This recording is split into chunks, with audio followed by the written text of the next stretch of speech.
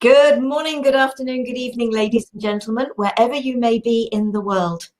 I'm Sara Jane, and this is Thoughtful Nuggets and Pearls on Gift of Healing TV. And I am delighted this evening, because it's evening for me, I am being joined by Caroline Carr. Caroline's been a guest on the programme before, quite a few years ago, and we don't actually live too far apart, so it's evening for Caroline as well. If you would like to learn more about Caroline, because this is a conversation, so go to the About Us page on Gift of Healing TV, and you'll learn more about Caroline there.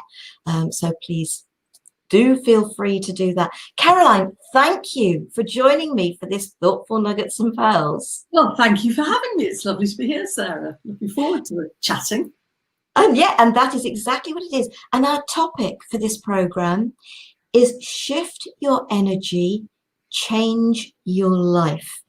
And the conversation we were having sort of before we started, because we're very good at gassing, and we were saying that, you know, our lives, where we are in our life now, is very different to where we were. Well, actually, when we did our live program probably 5+ years ago, yes, we shift our energies. But would you like to share a little bit? Because I did ask you what title you'd like, what you'd like to talk about. So would you like to share a little of your thoughts? Well, yes. I mean, to me, it's everything is energy. And Einstein said that everything is vibration. So if we think that energy vibrating, it affects our thoughts, our emotions, absolutely everything. And the lovely thing is that we can shift our energy. If we know that, we can start to shift it. So our thoughts are energy. And we know that energy is drawn to and attracts more of the same type of energy. That's called entrainment. Yes. So because it works like that, if we're having very negative thoughts, then more of those are going to be attracted, and we will draw forth and draw ourselves to more negative energy. And you know what it's like, you have a chat with somebody, you all start chatting together, and then you'll maybe, if you're feeling a bit down, you start complaining, and it's like there's this group of negativity. But the point about this is that the negativeness keeps you stuck because it's a heavy, dense energy. So it does keep you really, really stuck. But the great thing is that knowing that, we can shift our energy to more positive thinking, which is a much lighter feel. And that kind of opens the doors of opportunity and possibility for us. Because our thoughts have a physiological impact. You know, they affect the brain chemistry, and then of course that affects us physiologically as well. So it's all tied in together, and I find that really, really exciting. So yeah. And it's lovely to actually realize that within your own life. And so literally the other day, something I was thinking, what is going on? Because every time I go to do any food shopping, especially in the bigger supermarkets, I feel I'm getting really cross. Yeah.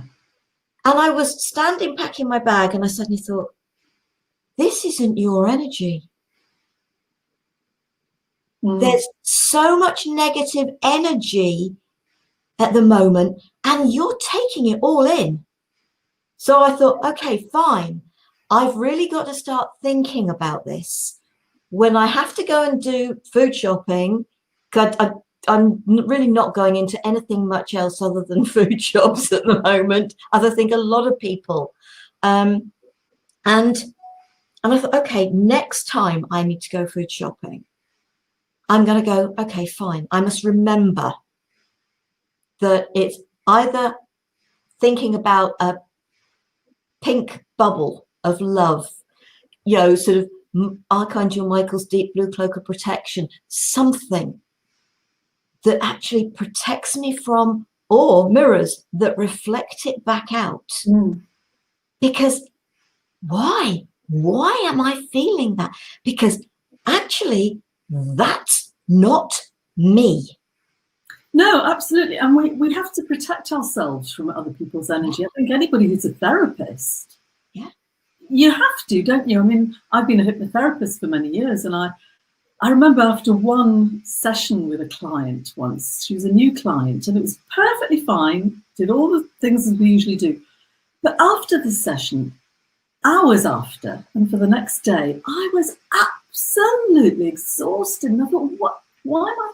And then I realized her energy had kind of sapped mine. Yeah. And that's why I always say, you can give people your love, but don't let them take your energy. Don't give them willingly your energy, your vibrational energy, because that they will take it. Some people are like vampires, really. They don't, bless them, they don't know. They don't know. They've got this kind of so we have to protect ourselves. And I think, your point about the bubble is good. And I like to think, well, it's almost like wearing a mask that we wear now on our faces to go shopping, except all the way around us. And once, I remember I was in America once talking to a group, and they didn't find it very amusing, I have to say, but I was quite honest about it. Every morning, I imagine an enormous unused condom on the floor, which I like to step in to and then lift up over me and tie a knot at the top, because then I'm sealed in this bubble that I can kind of move about, and it does something, doesn't it, to the subconscious. You've given a very direct message.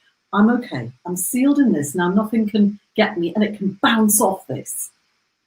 So a bubble of any sort, or a condom, if you mean, but a shield as well. I mean, if you're on the phone, before you have the phone call, just imagine a perspex shield, because in between you and the phone, the person on the other side, because it's that intention that's so important, and it does send that message to the subconscious. And I think that really, really helps. I wish I had known that and thought about it when I'd been with that client, because that kind of depletion that you feel, it's like nothing else. It's like, I just can't do anything anymore. It's awful. Really is awful. It's as if your spirit's been sucked out of you in a way. But you've allowed that to happen by not being tuned in and kind of taking protection in that way. All therapists should do something before each client, just to set the intention that I'm all right. You're there and I'm here, so we're okay now. But what is so strange is that actually I ask Archangel Michael for that deep blue cloak of protection twice a day, morning and evening. Yes. But sometimes it is really important to have an experience. So I totally get that. I totally understand it. I really do accept it, because I had to have that thought, that awareness that actually, okay, so one of the things I like to do is imagine the flame of love in my heart and it expanding to encompass me. I do way further than that, again, regularly. But so maybe what I should try doing is, prior to going into the shop, is just consider the flame of love in my heart and get it to encompass me and actually spread out and fill the whole shop. Yes. Let's put some real loving energy out there.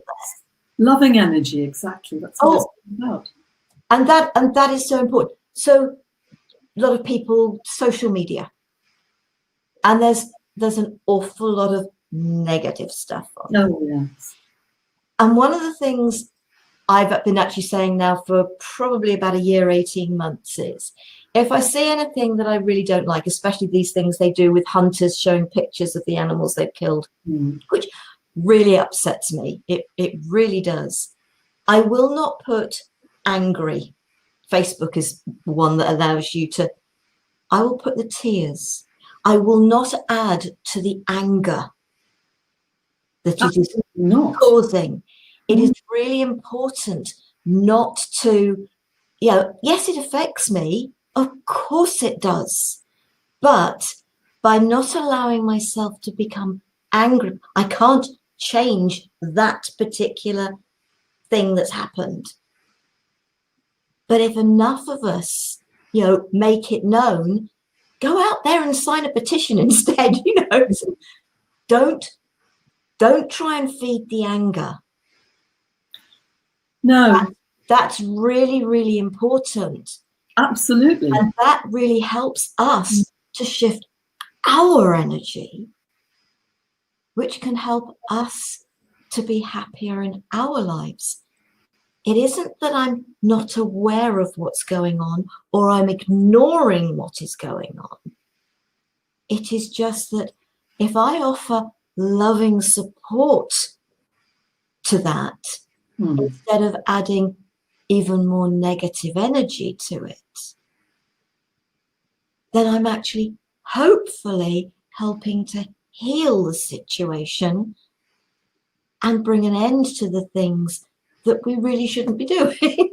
Well, absolutely. I mean, you can't, as you pointed out, you can't necessarily change your situation, can you? And you can't really change another person's behaviour, whatever they're doing. But what you can always do is decide how much that's going to impact upon you, really, because all you're doing is adjusting your thoughts and your feelings around that. But it's knowing that. And I think it was interesting what you were saying, Sarah, about going into the shop and, protecting yourself and preparing for that. I wonder how many of us would do that. I think I would have a job remembering to do that. So I've just got to go in the shop, boom, So hats off to you that you do that on a regular basis. Well, no, I've got to try, because it was literally the last time I went in. So early, was it Monday? It must have been Monday. And it was just like, okay, next time I have to go into one of these bigger supermarkets, it doesn't matter who they are, I've got to think about this. What can I do that will protect me and stop me? Because I don't think this is my energy. No. Because it is not who I feel I am. This is very alien to me. And if for whatever reason I'm attracting this energy, what I would like to do is stop attracting it. Yes. So I can walk out actually feeling comfortable and happy. Yes. Yeah, absolutely. Yes. Because I mean, there's lots of things, and I suppose not everybody would recognise that that's what's happening. I'm not sure I would in a shop. Well, I maybe would. A lot of it depends on, one, how sensitive you are to these things, and also on your mood, I think, sometimes. Because if you're going somewhere and you're thinking about something entirely different, I mean, if you're going in there already angry, you're adding to it. If you're going in there feeling vulnerable in any way, it's going to hit you harder. I mean, a note on being vulnerable. I mean, especially now, there's so many people have been through so much and experienced such severe loss and everything. And I think we have to recognise that actually we need to be gentle with each other, and that so many of us are feeling really vulnerable, and it's okay to be vulnerable. So we need to own it and say to people, I'm feeling vulnerable, or I'm hurting at the moment. I just need the time. And then to give ourselves the time to recover, even if it's just a few minutes every day, but having the intention to authorize our own absence from whatever it might be, social media, anything. It might be a few minutes, a few hours, it might be an afternoon, could be a couple of days, whatever's needed, just to kind of renew and refresh, and so that your energy isn't depleted, which it is with stress and with with pain and hurt. Of course it is. Yeah. And all the worry that's going on, that's energy too, and it depletes us. So just to allow that to kind of renew, so that we can emerge renewed and ready to go again. But it's the recognizing and the owning it that's important. They're not fighting it and We're all strange in place at the moment, aren't we? And it's easy to feel so frustrated and so angry about things and blame whoever and whatever, but everybody's doing what they can for whatever reason, I guess. And well, I know this sounds a bit like waffle to lots of people. But it's true. You suddenly came out with those words, anger and frustration, and those words were going through my head. Because there's got to be a lot of anger and frustration. People don't want to wear masks. They really, no. I don't. I know I don't. People don't want to wear the masks. A lot of people, it's just like, oh, come on, we've had enough of this. It's real frustration. Why can't we get back to normal? We're going to be in a different normal. Normal is going to change. New normal. Yes. But I think the thing that has really created that anger and frustration more than anything is the lack of human contact. The fact that we haven't been able to see family and friends and have the hugs and the cuddles and that absolute yes, we've been able to talk to people via internet, but there hasn't been that human contact. And that is something that we all need. Yes, and some people miss it much more than others do. Oh, absolutely. We all need it. It's not the same, is it, as over the airwaves? No, at least we'll still be able to talk. But it isn't a matter of you're in the same room. Every time I would go and see my mum or my sisters, my nieces, my nephews, everybody, it's a hug and a cuddle. It always is. That's how we greet each other, with a hug and a cuddle. Well, this is it. I agree. And so there's a lot of loss and bereavement around on all levels, which is why recognizing our vulnerability is so important. And I think, again, this is how we can start to, if we understand that it's energy as well, that this is all energy, we can shift it by looking to the positive, looking for things to be grateful for, just finding things that uplift us and inspire us so that our focus is on the positive rather than on how much we're hurting and blame and anger and everything. It's so much easier said than done. I know that, but I've had clients who definitely benefit from this kind of shift in focus because it's a very empowering thing to do. And I think that, you were sort of saying in many ways, alluding to the fact that people do feel helpless and confused because, what can you do in a situation like this? And missing things. And that's grieving as well. That's a bereavement because you feel powerless. But we can empower ourselves by knowing that there's something we can do to shift the way that we feel inside and that we think about stuff. Yeah.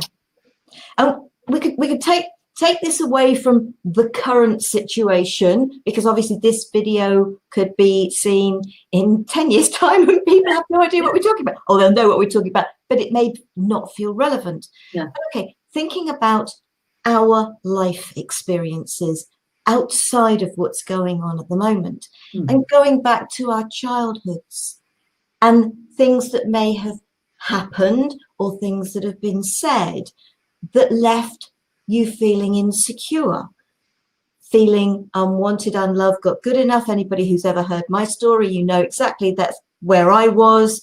And I've shifted my energy from that insecurity to realizing that it's been all down to me. And when I've shifted my energy from worrying about what other people think to thinking, okay, fine, who am I? What works for me? What feels right for me? What am I doing for me? And I can start feeling comfortable in my own skin. I've shifted my energy. And actually, the shift of my energy touches in a much more beneficial way everything that's going on around me. I remember one client who was coming, I think, mostly for Indian head massage, but was getting a dose of Reiki at the same time, known about. Um, and I remember sitting up on the edge of the couch one time and saying, I know my life hasn't changed, but it does feel as if it has. It's because the energy within her had shifted and she wasn't taking on other people's stuff the way she had been. And obviously, as that energy shifted within her, yes, she was actually helping to change the energy around her. Absolutely, yes, yes. No, I can really, I can understand that completely, and that's what happens. It radiates out. It affects everything. So really, I mean, our job is to, as much as we possibly can, to focus on that which is positive. It really is, I think. Don't you think as well? Oh, absolutely. It's like sort of don't rent space to all this negative stuff in your head. You know, you wouldn't rent a room to somebody who was horribly negative and disrupted your household. So kick them out, you know, sort of kick the thoughts out. There are some lovely quotes around to do with things like that. Don't let people wipe their dirty feet in your head. But it can be quite a challenge to change the way that you're thinking, because you have to start to notice what you're thinking, first of all, in the first place. And I mean, there are so many wonderful practices like mindfulness and all sorts of ways that people can begin to notice their thoughts. I mean, we have so many, they say between 60 and 80,000 a day, and only 5% of those are conscious ones. So, I mean, we've got all this stuff going on, whatever's happening.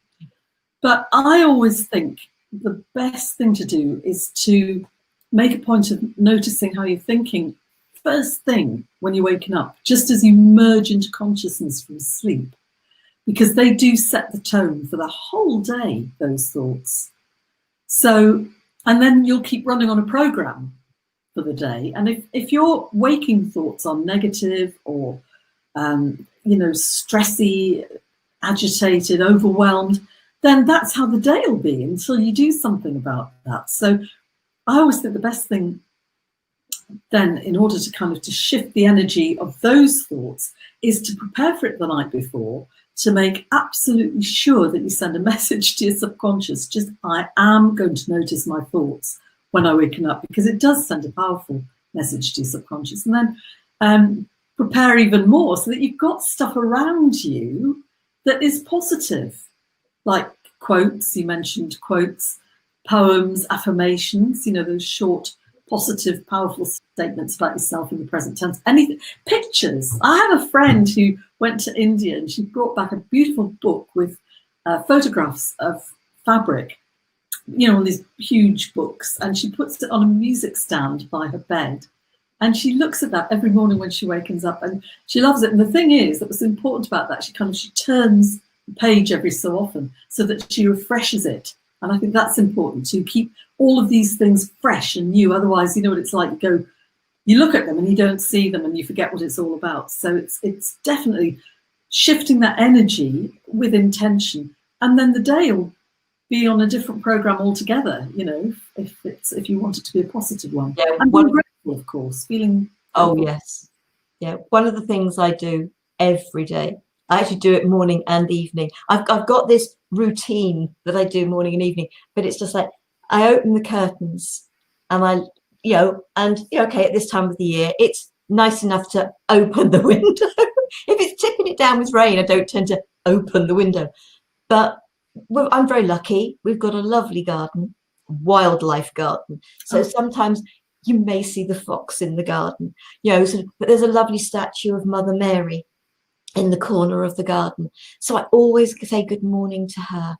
And I say good morning to the sun and rain, regardless of what the weather is doing. Oh, yeah. And I say good morning to my animal guides, and I say good morning to nature. And I look out and, and I see the clouds, if we've got any clouds. And, we've had some beautiful clear skies. And then I saw some chemtrails this morning and I thought, I was disappointed in that. But, but that's noticing. Yes. Nature is ever changing. And so the canvas I look at every morning is the canvas of nature. Yes. And I don't mind, sort of, if it's snowing, if it's raining, the sun's shining, it is what it is. A couple of nights ago, I was sort of needed to get up in the middle of the night, and I sort of looked out the window because I thought, I want to see if the moon's around, because I love to see the moon. Yeah. And there was Orion. It was a beautiful clear sky. There was Orion in the sky. And I thought, because I knew it was coming round to the right time of year for Orion to start appearing. And it was just like, and it was lovely because I do like looking out at the stars. And so it's that sort of energy. Obviously, by the time I get up at this time of the year, at the moment, it is still light. So obviously, there's no way I'm going to be seeing Orion in the sky when I get up because it's too light. But it's just those things, the orange ball just in the corner of my eyes. So God, don't look at the sun, sort of. But it's those things. It's opening up to an awareness. Yes. Of so what works for you. Yeah, exactly. And different people do different things. I've got angels scattered all over my house, and I've got dragons here, there, and everywhere, and animals in ornaments and all sorts of things, because that's my thing. Nature is my thing. Yes. But what is your thing? What could put a smile on your face first thing in the morning? So if it's a picture of grandchildren or pictures of your pets or whatever it is, have those things, do those things. Absolutely. And if you find yourself getting into a grumpy frame of mind, and maybe that was all part and parcel, it was all meant to be for this conversation today, if you find yourself getting into that grumpy frame of mind, it's just like, okay, where is that? Is that really my energy, or am I being affected by others? Because if you're not used to being in a grumpy frame of mind, you could always try laughing at yourself. Well, of course, laughter is the very best medicine, isn't it? I mean, I could talk forever about laughter. Unless you've got stitches. Laughing at length sometimes, haven't we? Oh, yeah. You don't need humour or jokes at all to laugh. There are certain exercises, lots of things you can do to help yourself to laugh, and then you get the benefits on all levels, the breathing. And so if you're finding yourself going into any form of dip, it's yes, it is about being aware that you're doing that. And that was it. When I was in the shop, and I was just thinking, why am I feeling like this? Why? This is just not the normal me. Yes. And it was just like, am I actually allowing other people's energies to affect me? Because if that is what I'm doing, then I've got to find a way of protecting myself. But do you know what? Sometimes it is just the awareness and the acknowledging. So it's going to be interesting to see what happens, because I've got to go into one tomorrow. Yes. It's a good lesson. It's a good kind of reminder, though. It is about self-awareness, isn't it? It's all about self-awareness. And it's easy to, I think as we go through life, we become aware at different times, more aware at different times. But I think once we've got that awareness, we just build and build and build on it. It's not something that ever goes away. Perhaps it can be covered over with other stuff, but when you've tapped into that, and then it's just one of those things. There's no right or wrong, is there? Because everybody's on their own path. But I do think that we really, as much as possible, have to make a conscious effort to be as positive as we can. Not in a sort of airy-fairy way. It's because it actually is really doing us good. You know, it's affecting us on all levels, and there's all sorts of proof. I mean, and we'll say about the awareness, but things like gratitude, you know, there's so much evidence, isn't there, about gratitude and how much it can help us and calm the emotions and all of these things. So self-awareness, I think if you intend to become more self-aware and more sensitive about these things, that's a good first step, because then you'll find yourself looking for the information, seeking it, and then you'll be given that information from wherever it's coming from, you know. But you have to, because we're given opportunities all the time, but we don't notice them half the time, do we? Yeah. Because all the other stuff's getting in the way. But if we're consciously shifting our energy to be positive rather than negative, which is going to block us, then because it's too heavy and it just closes the doors. If we're being more positive in the way that we think and the way that we feel, because the two are so tied in together, then the opportunity's there, and we're kind of looking for the goodness, aren't we?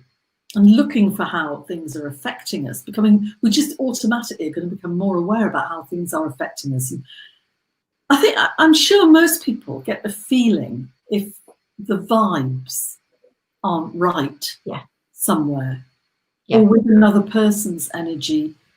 Well, not always, but I think a lot of us do get that feeling, but we don't maybe listen to it, and we just kind of bypass it. Yeah.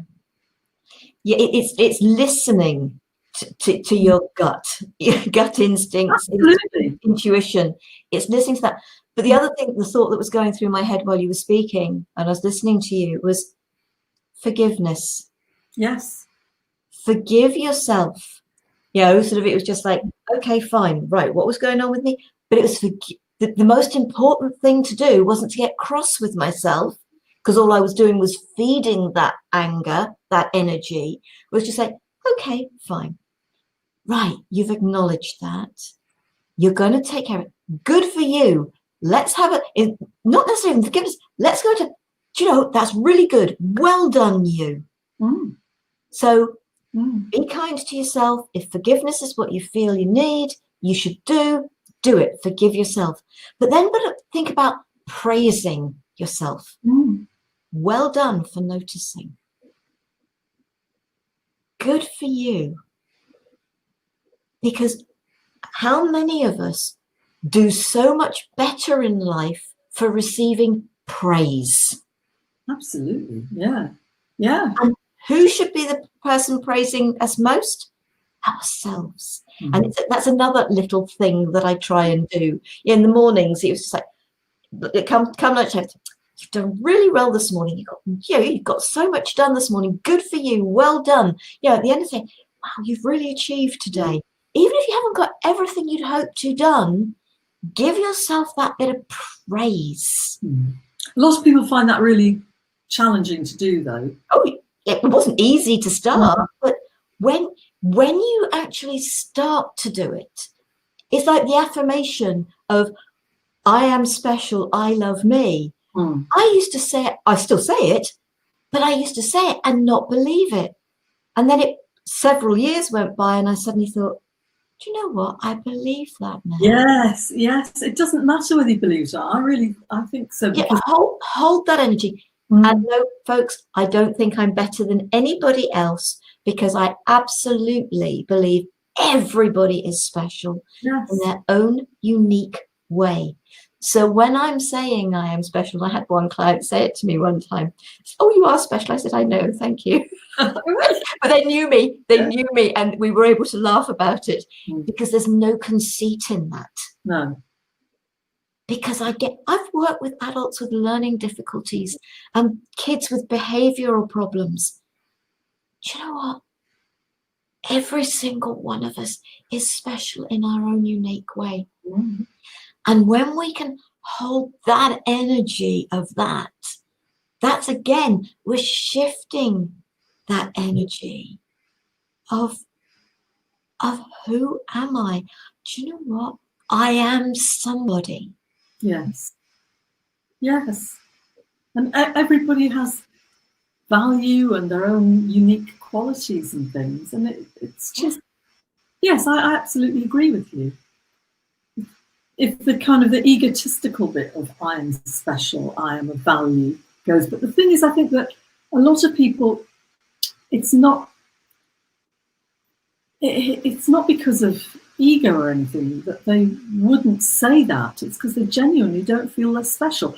But I think your point as well about not really believing it is very important, because it's still sending a clear message to the subconscious, and the subconscious mind doesn't know the difference between real and pretend. It'll just take the orders from the conscious mind. So if you keep on saying that and going with it, eventually it will come to fruition. Well, you're a perfect example, aren't you? Because you said you didn't believe it, and then you realized one day, actually, yeah, I am, so yeah.